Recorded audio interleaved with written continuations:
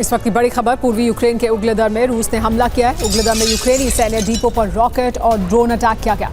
रूसी हमले में यूक्रेनी सेना को भारी नुकसान पहुंचा है। उग्लेदर में करीब 1 किलोमीटर तक कब्जे का दावा किया जा रहा है।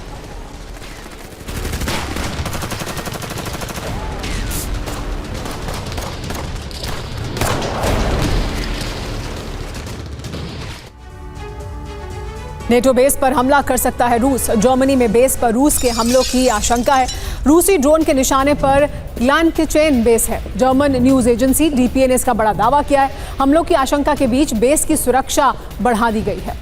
तो जर्मनी के बेस पर रूस के हमले की आशंका जाहिर की जा रही है। ग्लेनकिचेन बेस है जहां पर आशंका जाहिर की जा रही है कि रूस बड़ा हमला कर सकता है और इसका दावा जर्मन न्यूज एजेंसी डीपीए ने किया है।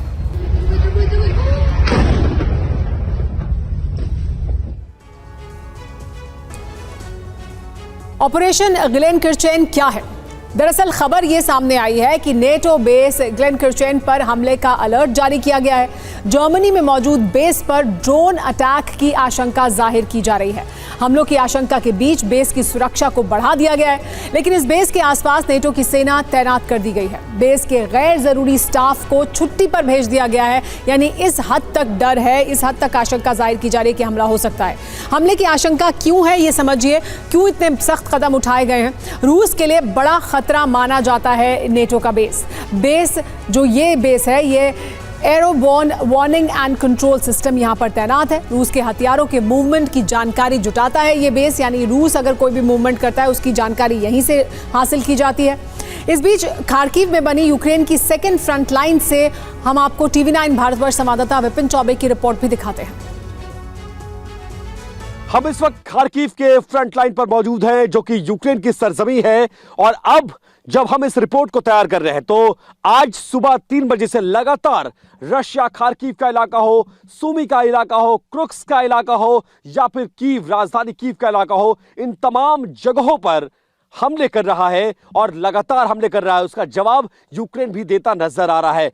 सैकड़ों मिसाइलों से यूक्रेन की सरजमी को आज दहलाने की कोशिश की गई है। और तब जब हम खार्किव की तरफ आगे बढ़ रहे हैं तो इसी तरह की फ्रंट लाइन के जरिए, ये सेकंड फ्रंट लाइन कहा जाता है, जिसके जरिए अपनी सरजमी को यूक्रेन बचा रहा है। और आगे की तरफ एक बार जाने की जरा कोशिश करते हैं।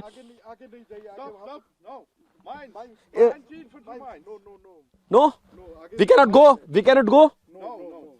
ओ देखिए ये सेकंड लाइन, अगर इसके आगे हम बढ़ते हैं तो माइंस का खतरा है। और जैसे ही हम आगे बढ़े हैं, यहां जो आर्मी ऑफिशियल्स हैं उन्होंने हमें रोक दिया है। इस तरह से जहां तक आपकी निगाह जाएगी, ये वो सेकंड लाइन है जो उनकी सुरक्षा का घेरा बनाता है। और पहली लाइन वो देखिए, वहां जो मिट्टी खोदी गई है, एक गड्ढा बनाया गया कि अगर टैंक आए तो टैंक उसमें फंस जाए। और इस तरह की मिट्टी की दीवार, और दूसरी जो सिक्योरिटी सेफ्टी लाइन है वो इस तरह के आरसीसी बोल्डर्स और इस तरह के पत्थरों के जरिए, और दोनों तरफ इसके बीच में माइंस हो सकती है।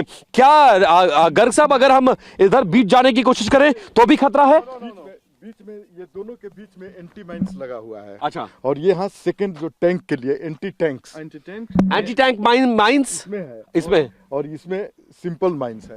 We can not go that side. No because of mines you like is no blast.